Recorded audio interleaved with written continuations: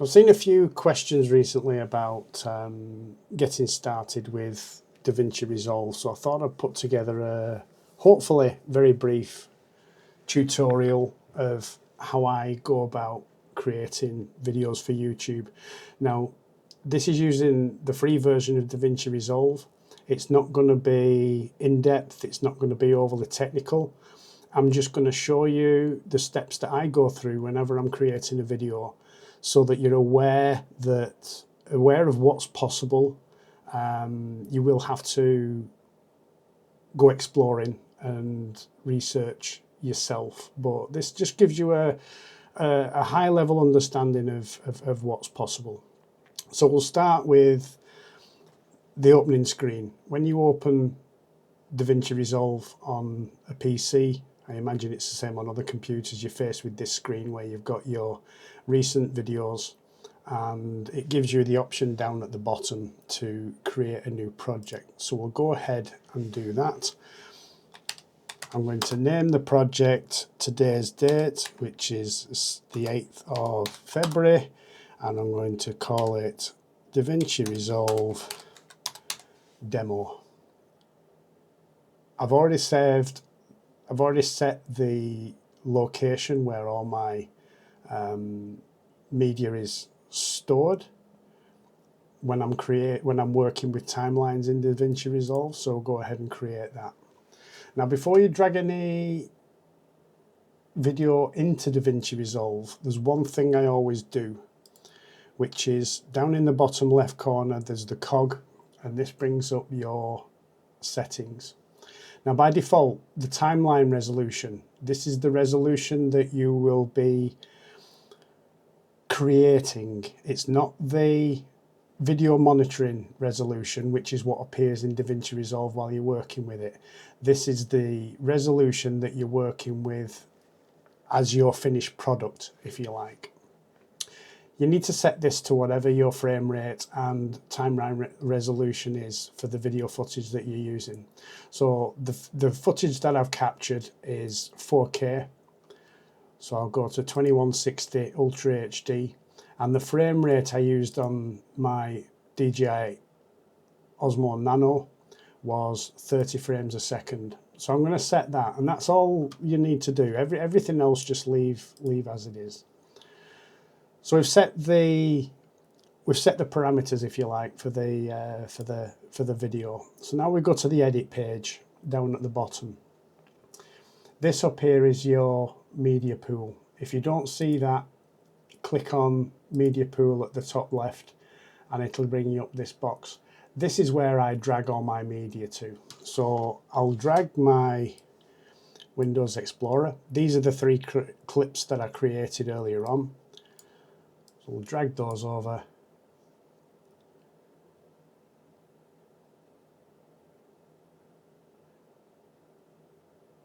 I'm going to change that. I wasn't expecting that. I recorded at 30, but I've changed, right, so we've changed the project frame rate. Let's go into settings. Okay. It's changed it to 29.97. That means that the camera must have recorded it at 29.97, which is fine.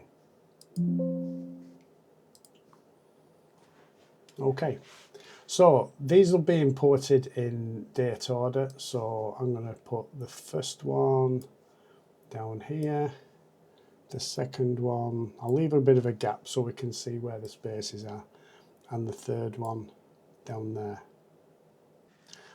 And the first thing that I like to do is to trim down the clips, because you always get a little bit of time before and after the actual content that you want.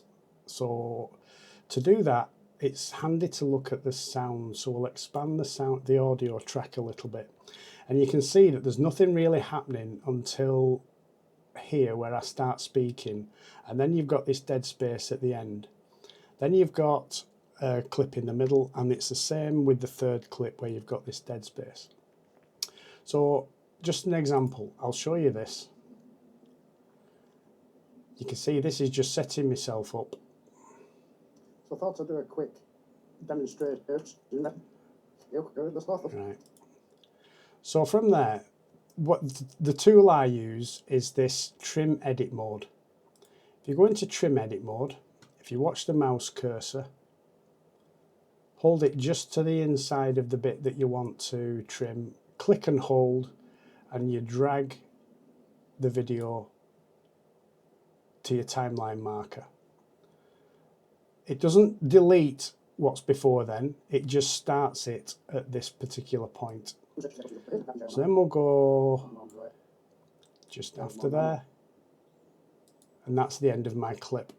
So again, we'll go to the end of the clip and drag it back, and that's my first clip trimmed down. So let's just play. B-roll of the garden.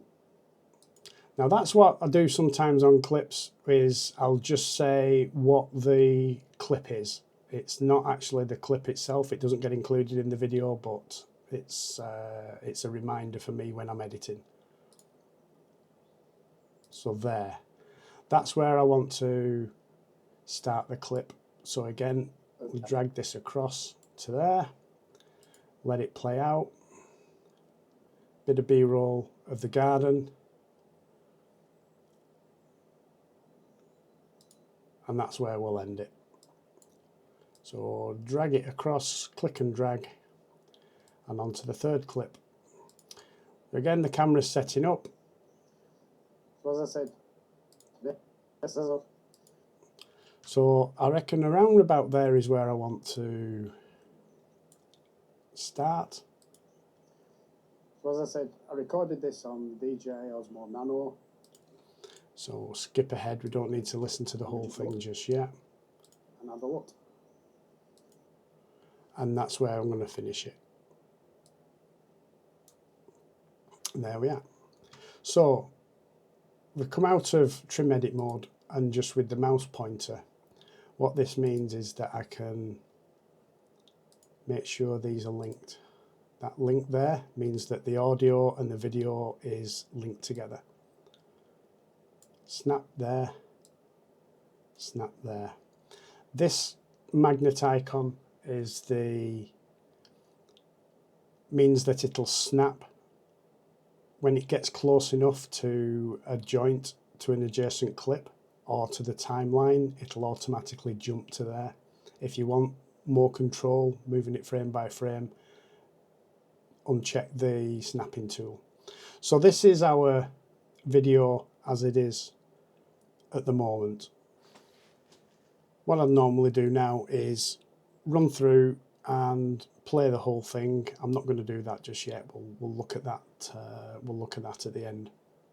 A couple of things you can do at this point. Over on the left hand side, you'll see this effects tab. Here you have your video transitions, audio transitions, and titles. Titles is quite a good one. You can add text onto your screen. Lots of different ones to choose from. Some of them are premium, some of them are not. But I'll put one just in there. If I highlight you can see where the text is. So we'll just call this DVR demo. When you've got this selected, when it's got the red box around it, up in the top here, you can change the colour, the font, the size. You can adjust you can go into settings and you can adjust the position of it, left or right, up or down. If you don't like the changes that you've made, just on the right hand side here, there's a revert buttons which will put it back into the middle. So we'll leave that there as it is. We go to video transitions. You can add various transitions in here. You drop that onto the video itself. So I thought I'd do a quick. Just nice and simple. You can highlight it and press backspace to delete it if you don't want it. If you just want to fade in and fade out, That's really simple. Just highlight the track that you want to fade out, and you'll notice that you've got these little tabs on the top of each video. What you can do is just drag that over a little bit, and that will basically fade in. So I thought I'd do it. So that was very quick. So I thought I'd do a quick that's a bit longer. demonstration. And at the end, if we go right to the end, you see the video just stops. So let's do something a little bit weird. Let's disarrange. There we go. Let's drag that one over and put it right at the end. We have it at the end overlapping into dark space. And have a look. And there we go. And that's the end of our video. So I shot this in D-Log-M, which is a fairly flat colour profile. You can see it's fairly grey, fairly muted tones, not really much colour. But the purpose of using D-Log-M is it captures a lot more data than it actually shows on the screen. The shadows have more detail, the highlights have more detail, and what it does is it gives you more opportunity to colour correct and adjust the picture to how you like it, much more than just having the colour profile baked in there right from the beginning. So what I do with my footage is I'll go to the colour tab down at the bottom. Now, this looks very complicated. You don't need to get too involved with all this. That's for another time. But you'll see you've got your 3 clips, all the video clips you've got on this timeline here. The simplest way to colour correct is to simply add a LUT that's designed for your camera. To do this, you'll see this is your node that relates to this entire video clip. All I do is I right click on there, go down to LUT, no LUT selected at the minute. I go down to DJI, and I've installed the DJI LUTs off the DJI website. So I used a Nano, but there isn't a LUT that I've got installed at the moment specific for the Nano. But what I find is that this one for the Osmo Action 5, or this one for the Pocket 3, where you're going from D-Log-M to Rec 709, they're both really capable LUTs and they look really well. So if I select that, you can see the colour comes back in all throughout the frame. I'll go to the second one, right click, DJI, LUT, and on the third one, same again, DJI, LUT. You've got all sorts of different options. I mean, that's the autumn one, which puts a red hue over everything. You've got winter, which makes everything, it brings out some colour, but it gives it that cold, wintry sense. Well, let's put the Rec 709 in there. So we can come out of colour and go back to edit. That's basically our video now. We've got a 45 second video, something like that. You'll obviously watch it through, you'll be happy with it, then it's time to export it. So you go down at the bottom to the Deliver tab. Now this is specific to me. What I like to do, it's worth having a play around, but I go to H.265, first of all up at the top. I'll change the exported video format to an MP4. Because I'm using H.265, I'll change the codec to H.265, which sets everything else up. It's set to timeline resolution and timeline frame rate, so that's 2160 4K and 29.97 frame rate. Then I'll name it 2026 02 08 DaVinci Resolve demo. And then I select a location. Now on my computer, I have a DVR exports folder. So I'll select that, click save. Now everything's set up now. So at the bottom left hand corner, add to render queue, and it appears in the render queue up at the top here. So then you click render all, and that basically runs through it. This is only a short video, so it'll only take a few seconds. That actually renders the video.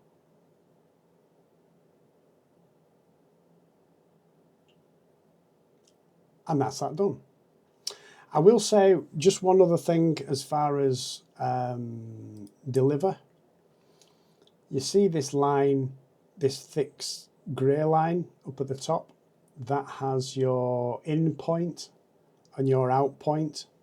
By default, it will start at the beginning of your timeline at 0 seconds, and it will end at the furthest point to the right where you've got some content. So it's actually included this this transition where it fades to black. That's exactly what you want. If you want it to end it at a different spot, you could just press O, move the timeline to wherever you want, and press O on your keyboard, and that will set the out point, the end point. Same again, you press I on your keyboard. So when you export it now, it will only go from this point to this point. The rest of it that are shaded out won't get included. So we can just reset that back right to the end, out, and there you go. Then you know you're going to get the full video. Sometimes I will actually insert my video clips starting about a minute into the timeline. What that lets you do is that lets you put a thumbnail or an introductory photograph, some sort of image or some text on the screen introducing the video. It just gives you a bit of flexibility, and then once you know what you're doing before the actual footage starts, then you can basically set your in point and your out point so that your final video captures everything that you want to be included. So that's the process I go through. Up in the file menu at the top left, you have Save Project. Always a good idea to regularly save your project anyway. So I'll throw the exported video on the end of this. So thanks for watching. Hope you found it useful. If you've got any questions, leave it on the video and I'll try my best to answer.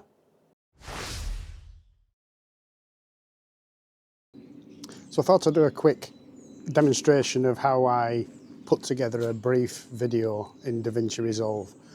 So I needed to take some footage. So here's me out in the garden with the DJI Osmo Nano.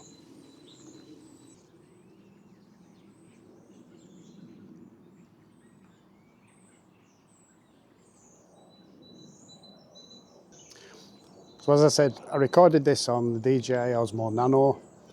The frame rate is set to 4K 30, horizon correction, and I'm using the D-Log-M colour profile so I can colour grade it in DaVinci Resolve and add a LUT.